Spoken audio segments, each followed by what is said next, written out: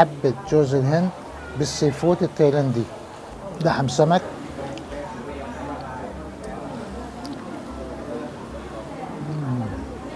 بطارخ الكابوريا، فياجرة الكابوريا. الطوم يم كوم في منها نوعين من الشوربة، شوربة توم يم كوم بالتمر الهندي، هاي شوربة كوم يم كوم بجوز الهند.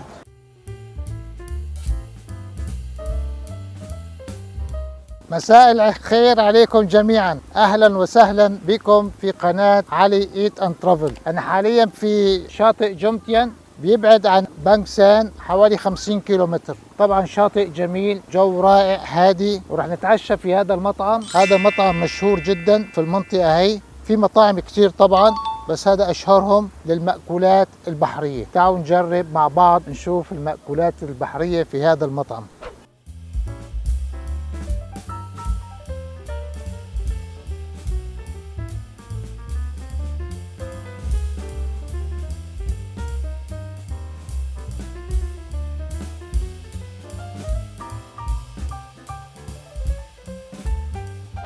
أنا في مطعم لام سوانغ. الأكلات الموجودة عندهم أكلات بحرية تايلاندية، هي فيه تشكيل كبير من أكل التايلاندي كله بحري، طبعا سمك وجمبري وأشكال كثيرة. رح نطلب بعض الأكلات ونجربها مع بعض. هاي الأكلات البحرية في مطعم اللي احنا فيه، هاي الأكلات البحرية عندهم ولا تشكيل كبير، جمبري وسمك وحبار ومحار، كثير من الأكلات، كابوريا.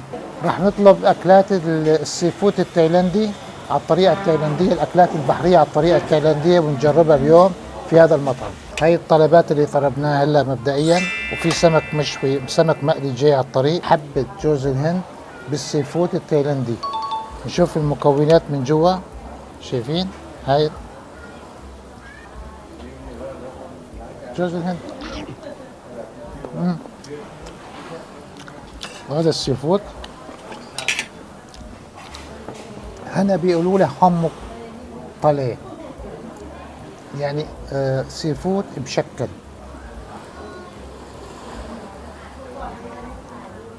عجة سمك، نشوف ايش رايح يطلع لنا نحن وحظنا. اوه، قطعة من جوز الهند. نحن وحظنا. نحن وحظنا. ايش بيطلع كمان؟ بحبش جوا جوز الهند، نشوف ايش راح يطلع لنا. اوه، جوا جوز الهند الخضراء ميكس سي فود، سي فود مشكل. بنجرب هذا عجة السمك رائعة جدا. الله، جمبري، لحم سمك،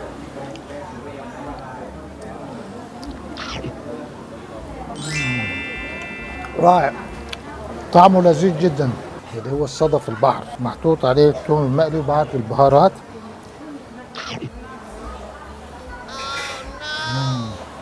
طعمه رائع جدا.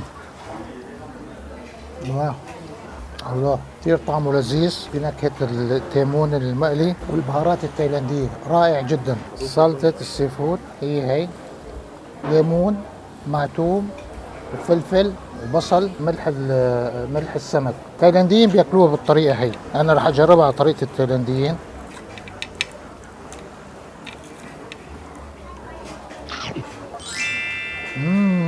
الله، بالصوص هذا طيب كتير،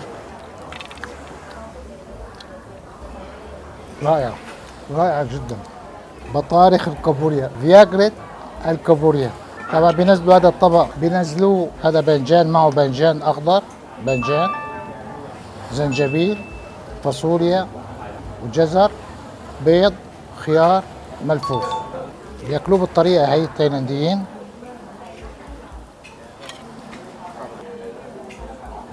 هي بطارخ الكابوريا بالطريقه هي، حط معه قطعه زنجبيل وعلى الاكل على طول.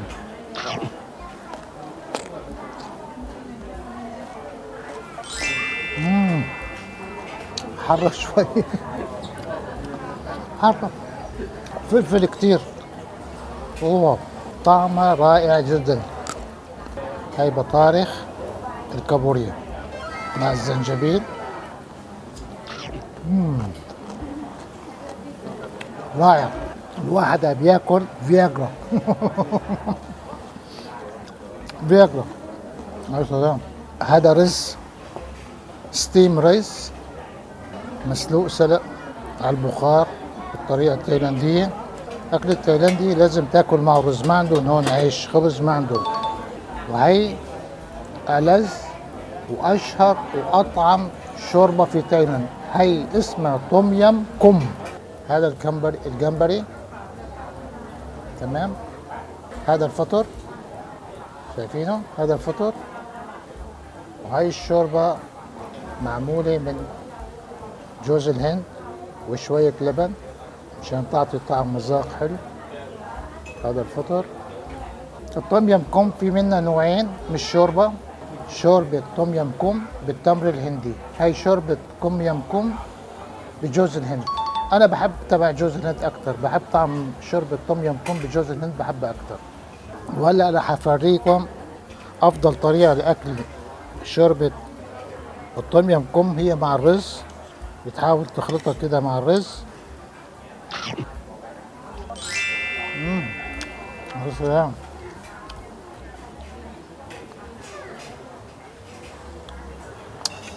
طعمه جميل جدا ورائع يا جماعة. في بعض المطاعم بيعملوا الجمبري بيجيبوا بالشوربة مقشر، هذا المطعم جيبوا الجمبري مو مقشر، يعني فيه شوي صعوبة في تقشيره وأكله. هنقشره بإيدينا.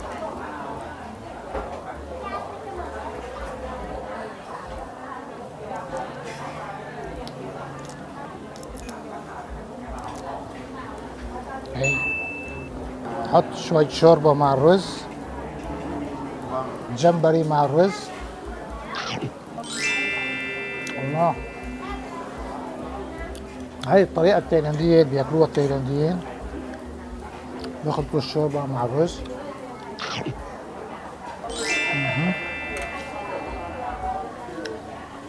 في قمة الروعة. سمك مقلي جابوا لنا اياه، الفلفل الأخضر، ورق الليمون كمان مقلي، وهذا ورق الريحان وزنجبيل كمان قليله معه، وبينزلوا معه هذا الطبق جنبه، هذا مشان تحطه مع السمك. فيه فستق السوداني، بصل، فلفل أحمر حر، كرفس وزنجبيل. هذا جمبري مجفف معه كمان.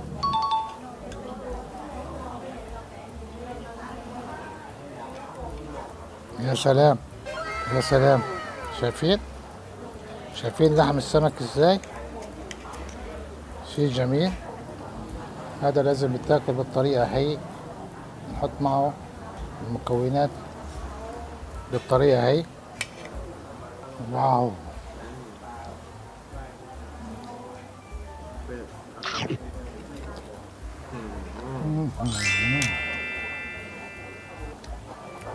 الله، طعم رائع جدا يا جماعة. السمك لحمه مقرمش بالقلي، قرمش من برا ولكن من جوا شايفين لحم شكله كيف؟ هبر هبر هبر. هي الطريقة الفنية اللي بيشتهروا فيها التايلانديين بالنسبة للقلي، بقلوا السمك بطريقة غريبة، بتقرمش من برا ومن جوا بيضل السمك طري مو ناشف يعني. طعم جميل جدا جدا جدا. حقيقة طريقة الطبخ التايلاندية رائعة بالنسبة للمأكولات البحرية. هن التايلانديين مشهورين جدا بالأكلات البحرية. تايلاند المأكولات البحرية طب. أتمنى أن تكونوا انبسطتوا واستمتعتوا بالعشاء معي. طبعا الأكل التايلاندي البحري لا يعلى عليه. لو عجبكم الفيديو هذا لا تنسوا اللايك والمشاركة، ومع السلامة.